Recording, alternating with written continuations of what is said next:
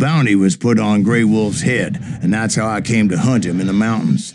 Mountains so high they tickled the nether regions of heaven.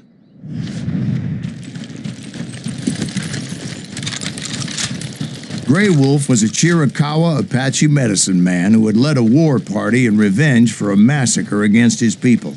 The U.S. Army had attacked his tribe during his daughter's sacred sunrise ceremony, and the slaughter was unspeakable. Right from the beginning, I couldn't shake the feeling that Grey Wolf was watching my every move. He led a band of young Apache warriors who wanted retribution and were more than willing to die for him.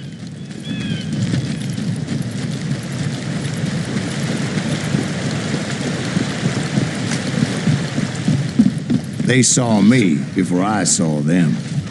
And it crossed my mind that maybe this wasn't such a good idea. But now that the shooting had started, there was no backing down. It was rugged country, the winter home of the Chiricahuas, and that's why they had retreated there. I admit to having some regrets about going after them the way I did. But then again, I got a lot of those. Did you find Grey Wolf? Not at that moment, but I did find the entrance to their hideout. A deep crevice that led to a deeper cave. Don't tell me you're in there. Yeah, but it's not out of bravery so much as pure, angry cussedness.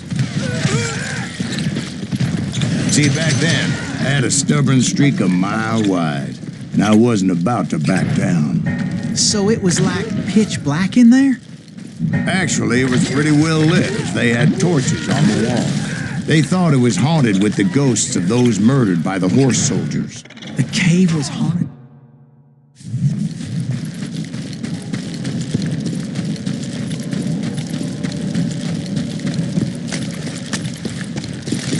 I came upon this flooded grotto, and that's when I saw him. He came to me unarmed and unafraid. His voice echoed in the shadows, and I sensed he meant me no harm. You carry great darkness in your heart, and if you do not release it, it will claim your soul. The sound of his voice put some kind of ancient Indian spell on me.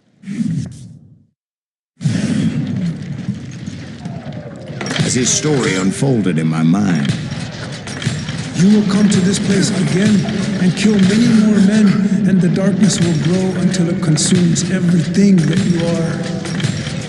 The soul would have no rainbow if the eye had no tears.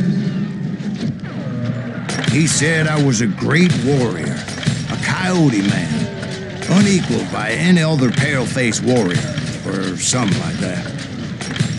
The snakes will bite shadows of your past until a venom poisons your heart, and an echo of the song of the dead summons the spirits deep from within the mountains. I didn't quite get what he was saying, but there was definitely snakes. And indeed, his warriors surrounded me and attacked me like hungry wolverines. They couldn't stop me, though, and Grey Wolf wasn't in the mood for idle talk.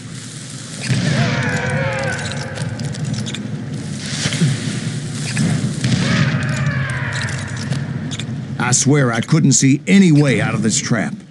But suddenly, one just appeared, kind of like a miracle.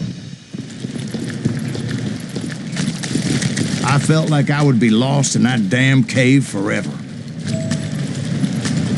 Finally, I found myself back outside, perched on the edge of a precipice overlooking a thundering whitewater river.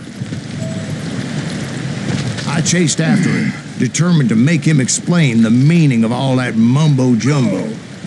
Mumbo-jumbo's right. Are you making this all up as you go?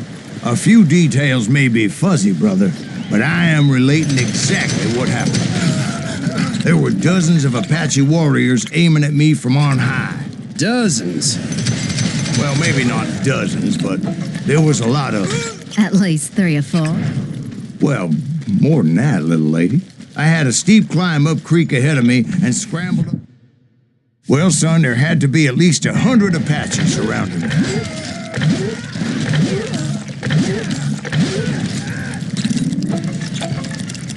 100? God be my witness.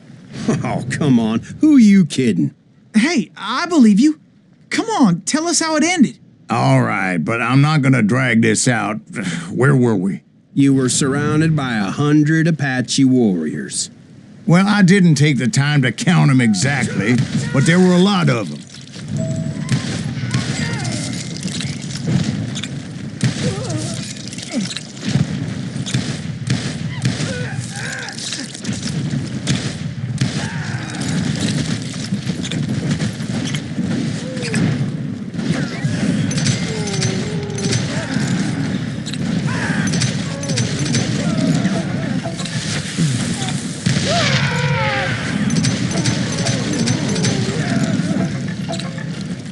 And in the end, a path appeared before me that I had not seen before.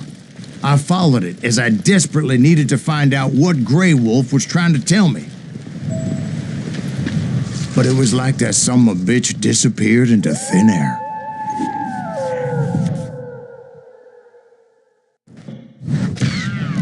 Never did find him.